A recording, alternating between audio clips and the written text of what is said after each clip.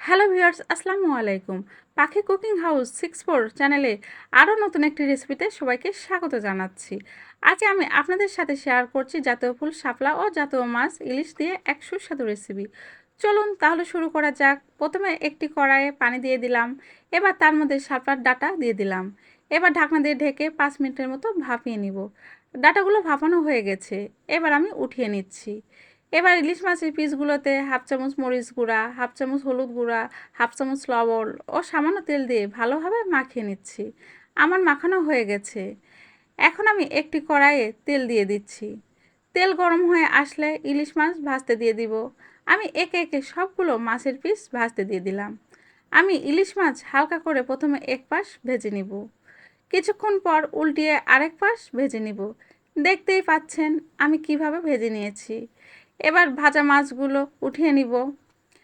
এরপর ইলিশ মাছ ভেজে নেওয়া গরম তেলে জিরা, তেজপাতা ফোড়ন দিয়ে দিব। এরপর পেঁয়াজ কুচি ও কাঁচামরিচ কুচি দিয়ে সোনালি করে ভেজে নিব। এবার আদা রসুন জিরা বাটা দিয়ে ভেজে নিচ্ছি, যাতে আদা রসুন কাঁচা কাঁচা গন্ধ না থাকে। এবার দিয়ে দিচ্ছি 1 চামচ মরিচ গুঁড়া, হাফ চামচ হলুদ গুঁড়া ও স্বাদ মতো লবণ দিয়ে মশলা ভেজে নিচ্ছি। মশলা যাতে পুড়ে না যায় তার জন্য সামান্য পানি দিয়ে দিচ্ছি। এরপর আমি মশলা ভালোভাবে কষিয়ে নিব। মশলার তেল তেল ভাব চলে আসছে। এবার ভাপানো শাপলার ডাঁটা দিয়ে দিচ্ছি। মশলার সাথে শাপলার ডাঁটা ভালোভাবে আমি নেড়েচেড়ে কষিয়ে নিব।